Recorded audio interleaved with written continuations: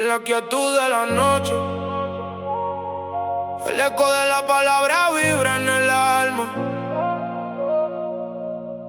Tened en vuestros corazones la humildad que el Señor alienta, porque Dios resiste al soberbio y bendice al humilde.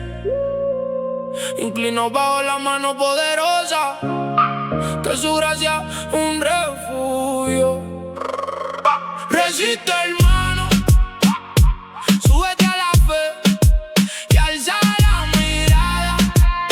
El diablo ronda, pero la luz de Cristo nos guía.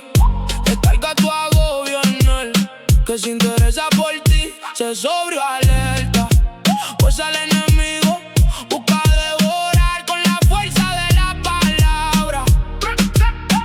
Mantén la fe firme.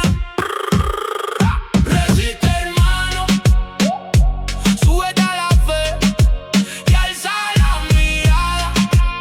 El diablo ronda, pero la luz de Cristo nos guía. Silvano me habló de la comunidad de Babilonia. Nos recuerda que la gracia es real y eterna.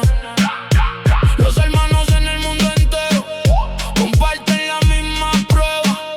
Tras el breve padecer, Dios te restablecerá y robustecerá. Hermano, súbete a la fe y alza la mirada.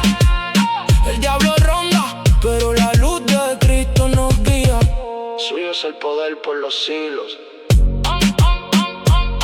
Amén, paz en el corazón.